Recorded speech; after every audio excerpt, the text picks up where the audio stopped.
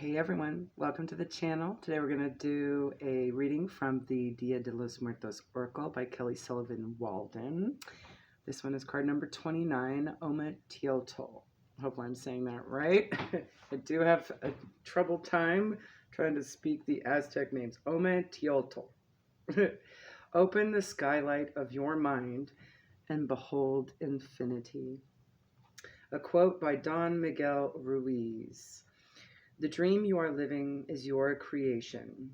It is your perception of reality that you can change at any time. You have the power to create hell, and you have the power to create heaven. Why not dream a different dream? Aztec and Toltec ancestors considered OMETEOTL the supreme creative force or energy that governs the universe. Ancient and modern Mexicans call upon specific gods like Tlaloc, Quetzalcoatl, Ejecatl, or, Huehueteotl for particular purposes. But OMETEOTL is more of a process, a grand creative vortex of dual deities. As long as we're in the human experience of separation, we will experience duality. But perhaps duality is part of the divine design, giving us humans access to understand the reality of oneness intimately. In other words, OMETEOTL is at the center and the circumference. It is the vibration that contains all reality, deities, and dichotomies, and all that is personal and infinite at the same time. OMETEOTL directly translates as the divine energy of duality merging into oneness. As Dia de los Muertos honors the living and the dead, OMETEOTL is often heard in prayers when Nahuas, and Mexicans call upon the mysterious, beautiful, and ever-becoming power of the universe. Now the message from this particular deck in this card from your ancestors. My love, I know your pain comes from feeling separated from me. Sometimes you feel me close. When you don't perceive my presence, it may be that I'm attending to my curriculum in the University of the Afterlife, and it's wonderful. But you're never far from my thoughts. In fact, you are a centerpiece of my studies. Much of my learning is from you, your example, the orbit of your love, and the lessons we incarnated to teach each other.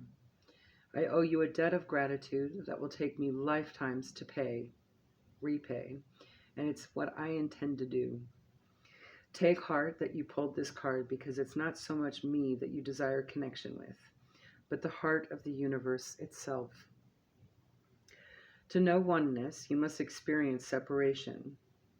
It's part of the reason why we're here, right? This is the class you signed up for. If you search your soul, you'll remember that you have already spent eons blissfully reveling in never-ending swaths of unified connection to everything and everyone on the angelic plane.